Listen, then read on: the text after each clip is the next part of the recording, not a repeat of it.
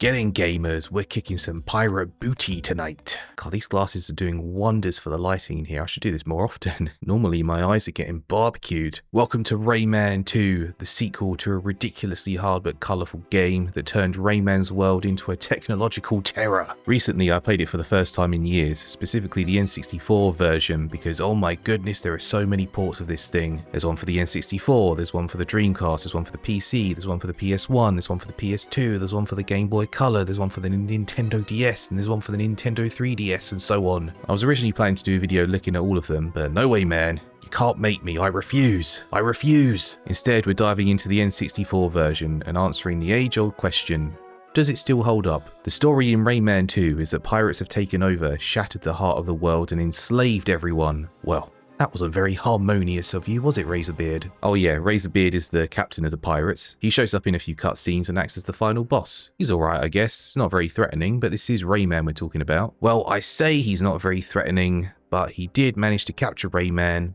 So there is that. Luckily for Rayman, his froggy friend Globox has also been captured and has a secret silver lum hidden inside his stomach. And that silver lum was gifted by a fairy called Lee. With this silver lum, Rayman regains his shooty fist powers and escapes the ship. And when I say escape, I mean fall about 1,000 feet to the forest floor below. Unfortunately, Globox falls to a completely different part of the land. So Rayman is once again without his buddy. What follows is an epic, varied quest that takes Rayman from murky swamps to creepy hellscapes to mountains and ancient ruins, all in the hopes of defeating Razorbeard and saving the world once and for all, until Rayman 3. Oh, and he bumps into these guys, Teensies. They're awesome. It's not the best story in the world, certainly no Citizen Kane, but it works for what it's trying to be, which is a fun 3D platformer for kids. Your trip ends here. I said what I said. Rayman 2 has fantastic controls. That's one thing that stood out to me. Some other platformers from this era have stiff controls that don't hold up well, but here, Rayman is smooth. It's like controlling a marshmallow. Which sounds weird, but trust me, it makes sense once you play it. Look at what happens when you land after a jump. He does a cool forward roll. He even climbs ropes and webs effortlessly, has a lock-on feature in combat, and can glide using his helicopter hair. I'd go so far as to say this is one of the best controlling platformers of the N64 era. Oh, one thing I love doing in this game is swinging on purple lums. Makes me feel like Spider-Man. It's really cool. Of course, good controls would be pretty useless if there wasn't good level design to go along with it, but thankfully Rayman 2 has that in spades. You've got your traditional platforming stages, which I think are so much easier than Rayman 1, but also more fun than Rayman 1. And then there are sections where you can swim underwater, water ski with a snake, ride a sentient bomb, and you can even control a freaking pirate ship. Those last two are a bit clunky, but hey, they're still cool. And actually, riding the sentient bomb, I think is it's justified being clunky because it's out of control, man.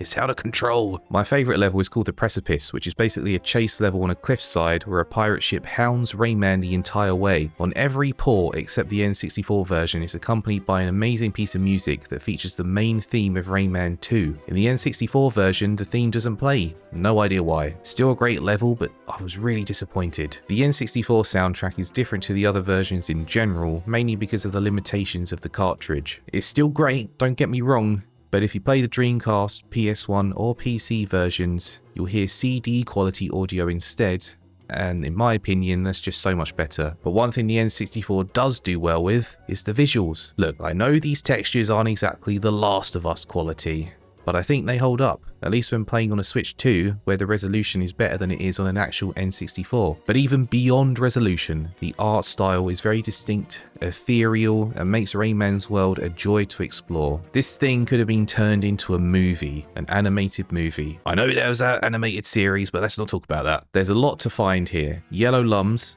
yes, I said lums, not looms. Looms. It was lums. They always called it lums. I don't know why they started calling it looms in Rayman Origins. Anyway, yellow lums are the main collectible, which you need to gather a certain amount of in order to progress. And when I say that, I mean there are these artificial doors that come up when you're playing the game, and the teensies are like, hey, you need a certain amount of yellow lums to get through to discover a new world. And there's no difference between the levels in the new world compared to the old world. It's like Super Mario 3D Land or 3D World or Super Mario Galaxy 1 and 2, where the worlds are literally just, they might as well not be there. They just give you a reason to collect the yellow lums, and I appreciate that. There are also cages which hold these yellow lums, as well as teensies, and every 10 cages you'll be granted a health upgrade. Lums and cages appear on the main path, but are also hidden away in secret areas. It makes the levels fun to replay, which in my opinion is essential for a platformer of this kind. Rayman 2 isn't just about jumping and collecting though. He's got to fight pirates, which is where the combat system comes in. By holding the left trigger, Rayman can strafe around his opponent, shooting energy spheres from his fists. When I first played this game, I thought they were lums, but that doesn't make any sense, so I don't know why I thought that. There's only a certain amount of yellow lums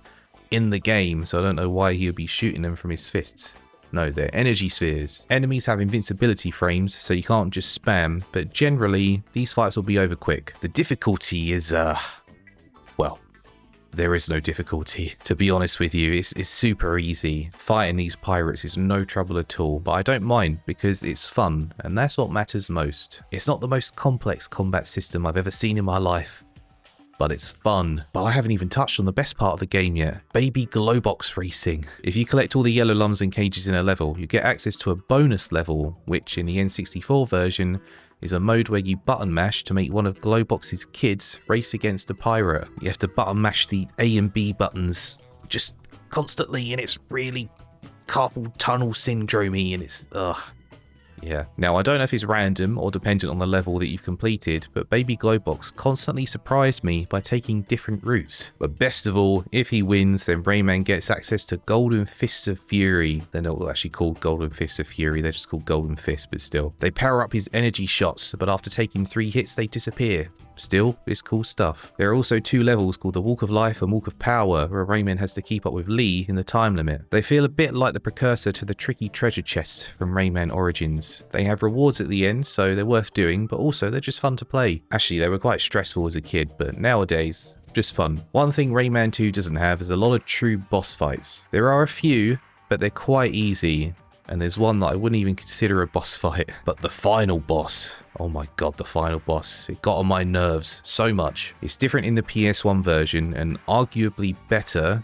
Maybe that's a hot take, I don't know. But this N64 version sucks. I won't spoil it if you haven't played the game before, but it really annoyed me. And I can't believe I managed to do it on the DS so many years ago, because the DS version was a port of the N64 version. But the funniest one has to be the first boss fight, Axel. He seems big and tough, but all you have to do is swing over to him and shoot the stalactite above his head.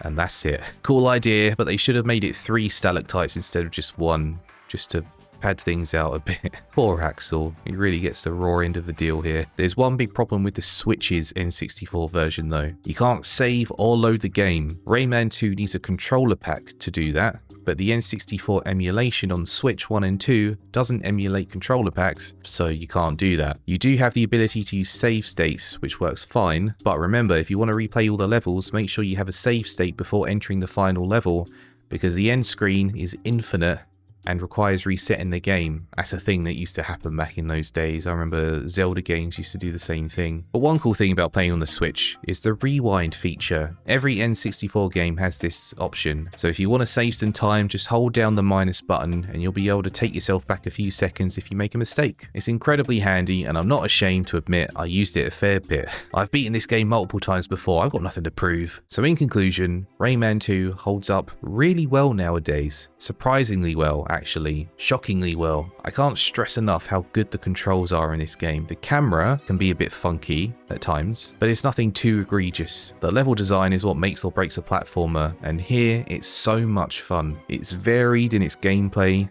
but that variety doesn't ruin things, it actually enhances it. Unlike a certain game called Crash Bandicoot Warped. Those bike levels, man. Those bike levels. Look, if you haven't played Rayman 2 yet and you're looking for a new 3D platformer to sink your teeth into, look no further. Seriously, go play it right now. It's an absolute classic, and there's a reason why it was ported so many times. I'm just looking forward to the inevitable Rayman 2 30th anniversary collection, which I'm hoping will have all of the versions of Rayman 2 in it. That'd be so good. Be so good. And then next they could do Rayman 3 as well, which I also love. I love that game. Also, Glowbox has a wife called Uglet. That's That's a thing. Anyway, thank you so much for watching this video. I hope it was helpful. If you've never played Rayman 2 before, like I said, absolutely go play it. Smash the like button down below if you enjoyed what you saw here. Subscribe to the channel for more stuff like this, for more stupid videos like this. I'm so sorry. Have a great day or night wherever or whenever you are, and I will see you next time.